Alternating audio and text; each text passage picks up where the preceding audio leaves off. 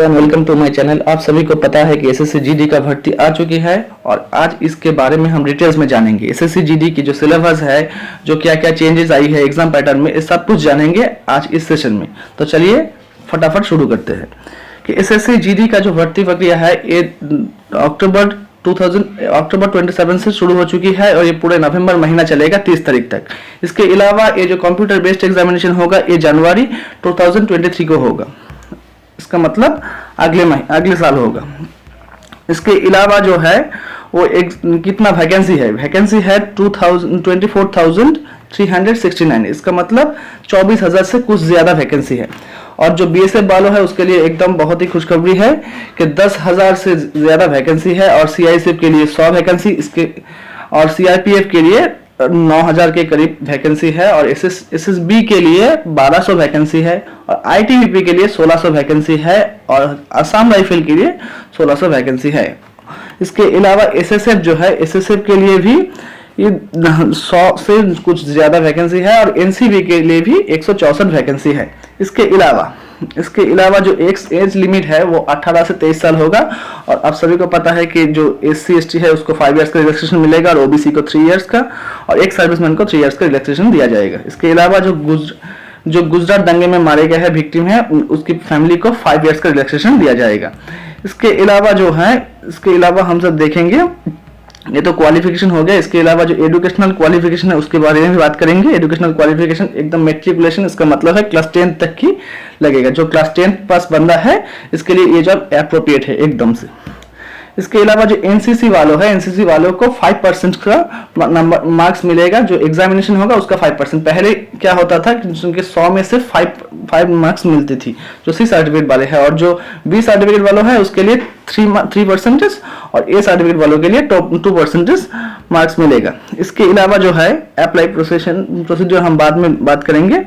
इसके अलावा जो है अभी देख लेते हैं कि जो एग्जामिनेशन, सबसे बड़ी बात जो है जो कंप्यूटर बेस्ड एग्जामिनेशन है, यहाँ पे थोड़ा चेंज आया है। पहले वाला क्या होता था, पहले 100 नंबर का एग्जामिनेशन होता था, इस बार 100 नंबर का एग्जामिनेशन नहीं होगा। इस बार जो एग्जामिनेशन होगा 160 नंबर का होगा और हर सब्जेक्ट में 40 मार्क्स होगा, ठीक है, और 20 क्वेश्चन होगा।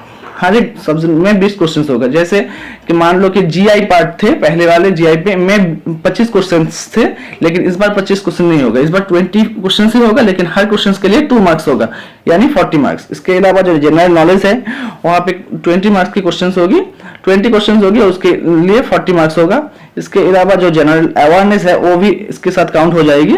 और जो मैथमेटिक्स का पार्ट है, मैथमेटिक्स में 20 क्वेश्चन होगी और उसके लिए 40 मार्क्स होगा।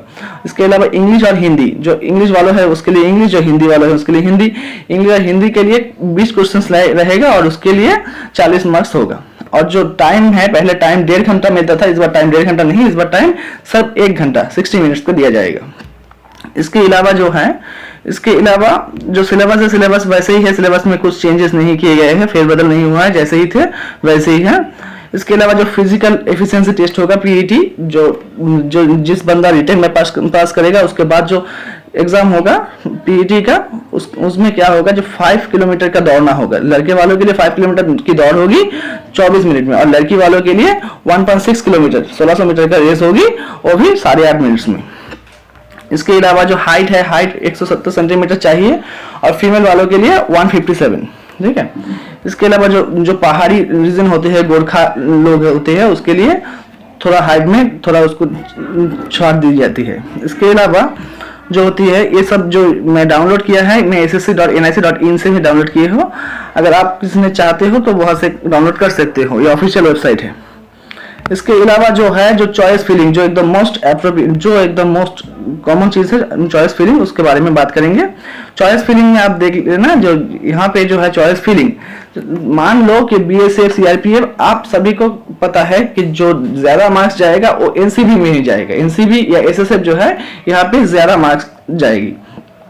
तो किसी बंदा अगर एनसीबी में जाना है और उसने अगर फॉर्म भरने के समय अगर बीएसएफ को फर्स्ट चॉइस में रख दिया, बीएसएफ या सीआरपीएफ को, तो वो एनसीबी में नहीं जा सकती, ठीक है। मान लो अगर तुम चॉइस फिलिंग करते हो और तुम एनसीबी को पहले नंबर पे रखा है, एनसीबी को पहले नंबर में रखा है, मान लो कि तुमको बीएसएफ में जाना है, ठीक है, और तुमने चॉइस फिलिंग के वक्त एनसीबी को 1 नंबर पे रखा है, तो कोई दिक्कत नहीं है, क्योंकि बीएसएफ का जो कट ऑफ है एक सबसे कम जाएगा, बीएसएफ या सीआरपीएफ की जो कट ऑफ होती है सबसे कम जाती है, और एनसीबी एसएसएफ जो होती है उसका कट ऑफ सबसे ज्यादा जाती है।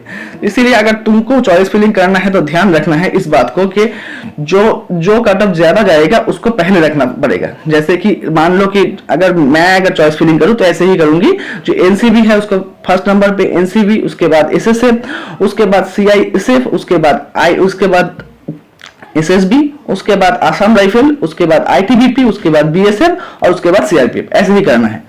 अगर किसी ने कुछ हेरफेर किया, अगर किसी को मान लो किसी बंदा को अगर बीएसएफ में जाना है और उसने अगर बीएसएफ का ही कट ऑफ दे दिया, ठीक है, तो उसको बीएसएफ का ही नौकरी मिल जाएगी। अगर मान लो किसी बंदा को अगर एनसीबी में जाना है और उसने बीएसएफ का चॉइस फिलिंग कर दिया तो उसको बीएसएफ का नौकरी नहीं मिलेगी, ठीक है, उसको एनसीबी का नौकरी नहीं मिलेगी, उसको बीएसएफ का ही नौकरी मिलेगी, ठीक है। इसके अलावा अगर तुम लोग सबको किसी और विषय में जानना हो तो मुझे कमेंट में कमेंट कर सकते हो। अगर इस वीडियो को तुमको अच्छा लगे तो इसको लाइक शेयर कर दे सकते हो, ठीक है। धन्यवाद।